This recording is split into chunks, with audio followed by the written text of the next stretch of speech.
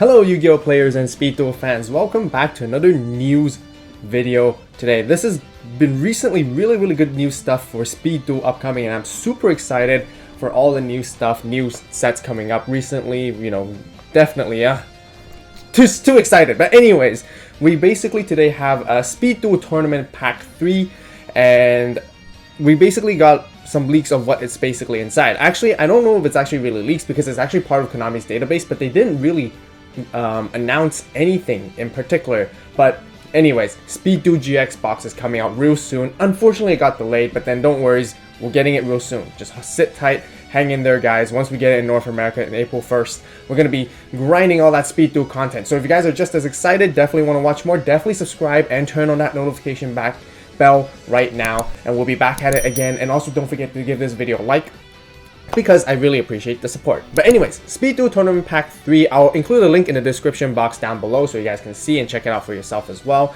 And it's a big jumbo of really cool stuff. So we first off, right here in this page, we have basically at the top, the Ultra Rares. The first one we got is Dark Ruler Hades, or Hades. Dark Ruler Hades, it's been an okay card. It's one of the strongest level 6 monsters in terms of attack power. But having this reprinted can become in handy. I think it's more powerful side deck card generally, and it works very nice. So the next one, we have Lava Golem. Lava Golem is definitely a really good side deck card as well. In some strategies, if you want to play burn strategy, it's also a really good main deck card, and it being an ultra rare is definitely very nice. I don't even remember when's the last like ultra rare reprint or some kind of like hollow reprint of this card, because it has been a long while, so that's really nice. Next, we got Charging Gaia the Fierce Knight. Now, if you guys are into staple beatdown monsters, that warriors, this guy can be normal summoned with no tributes for 1900 attack, which has definitely been very meta relevant for the last couple of formats. And Charging Gaia the Fierce Knight is also a really good reprint. Toon Dark Magician is next.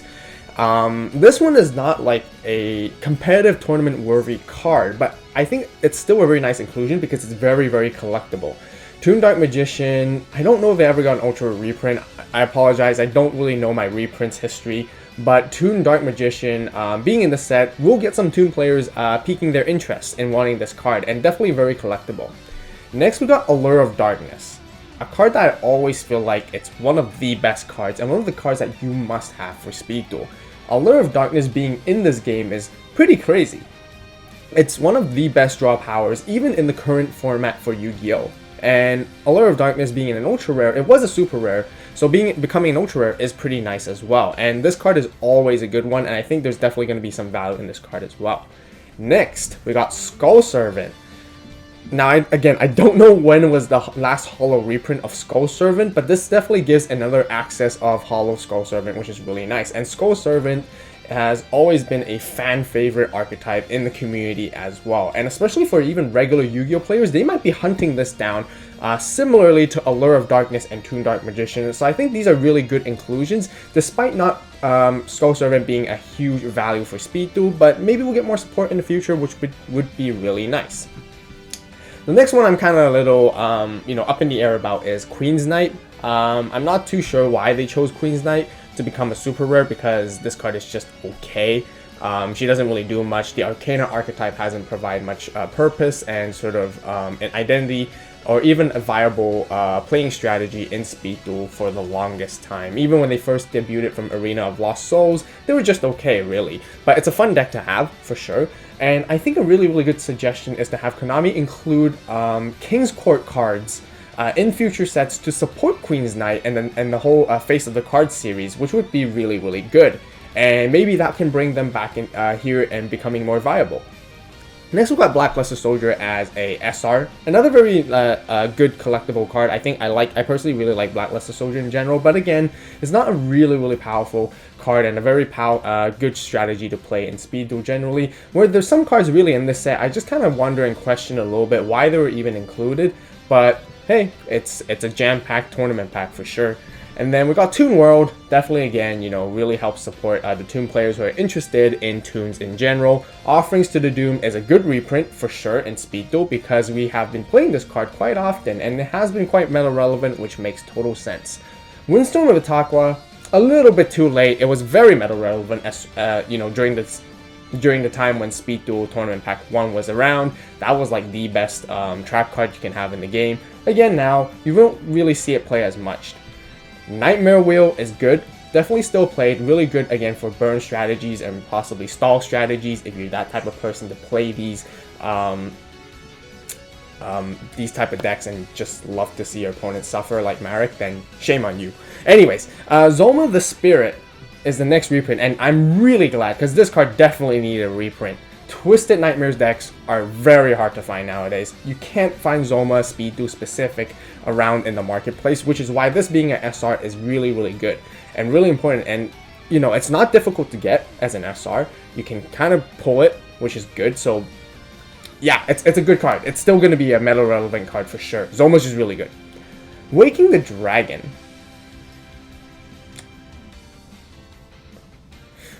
I was a little bit confused because I was thinking like, didn't this card get reprinted already? Now I remember, I think it got reprinted as an SR in a regular OTS pack for Yu-Gi-Oh! For regular Yu-Gi-Oh! Basically. But now I'm just thinking, oh yeah, we only got it in common, I think. So, but it's kind of like a janky card. If you resolve it, then good for you. Good stuff. You're the best player in the world. But otherwise, Waking the Dragon is just eh. King's Knight as a reprint as a common. So it did came in as an ultra rare / super rare.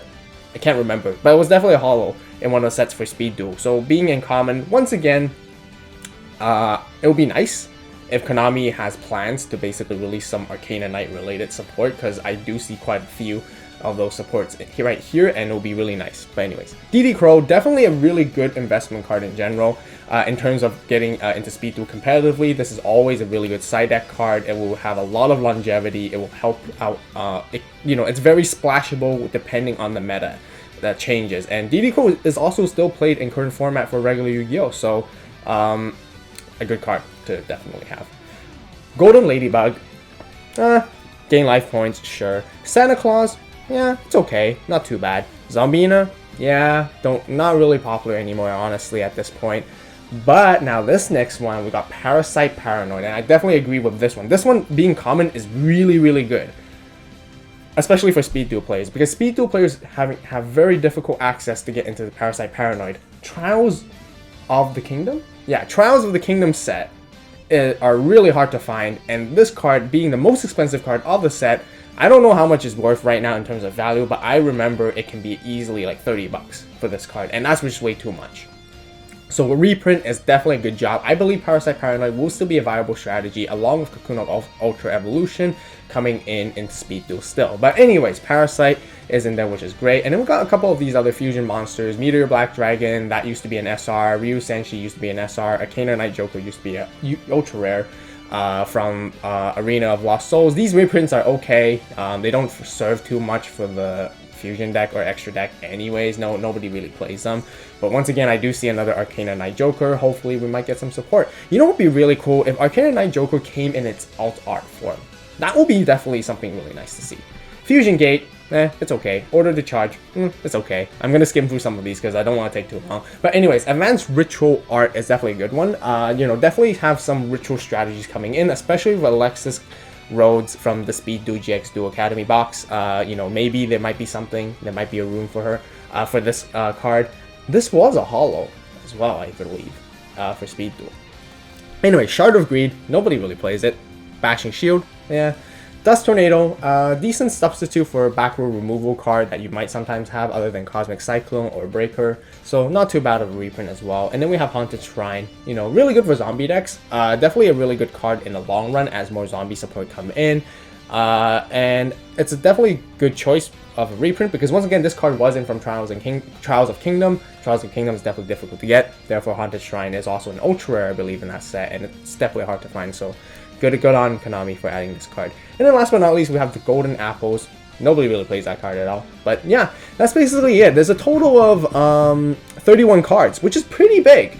One really key note to keep in mind is that the Tournament Pack 3 is no longer same as Tournament Pack 1 and 2 anymore. They're shifting more towards the similar to the OTS of regular Yu-Gi-Oh! You notice there's Ultra Rares, there's SRs, and their commons. There used to be only SRs and URs only. But now we also get commons, which basically the packs are a bit bigger, You probably get more cards inside. I assume like 3 to 5 cards per pack. I'm not entirely sure, but it'll be nice to find out when the time comes. I'm definitely going to be joining back some tournaments, having some fun, playing some of these and getting some packs. But there's actually a few more cards that are actually missing. If you guys remember, back in January, there was a skill card text update for Cocoon of Ultra Evolution, Inner Conflict, and Twisted Personality. And it was really important that these cards become accessible, like I mentioned before. If you guys haven't seen that video yet, definitely go watch out and see what the whole errata is all about, because all these skills, except for Cocoon, are basically no longer relevant and can't be played. But here, they did mention that it's going to be part of, right, where was it? Oh, right here, yeah, they'll be included in Tournament Pack 3. So we're actually still missing a few more cards. So just because the database shows all the monsters, spells, and traps, they forgot to actually include the skills. Skills are going to be part of it. I don't know what other skills are going to be adding in this tournament pack, but it'll be really nice to see, and I'm very curious to find out what they are. Definitely there's a few more slots that needs to be filled in for sure. But anyways, that basically wraps up for our video for today. What do you guys think about, you know, the next Speed Duel Tournament Pack 3? Are you guys excited to get back into tournaments? You know, GX box coming along. Gonna be have some, you know, fun times, great times for sure, 100%. I can't wait to get back into making some of the content for you guys as well. So definitely let me know what you guys are most looking forward to. But anyways, if you guys did enjoy the video, give it a like. Don't forget to subscribe and turn on that notification bell to stay tuned for more Speed Duel videos. And yeah, as always, thank you guys so much for watching. You have a great day, great night, wherever you are. See you next time. And this is AVAULT signing out.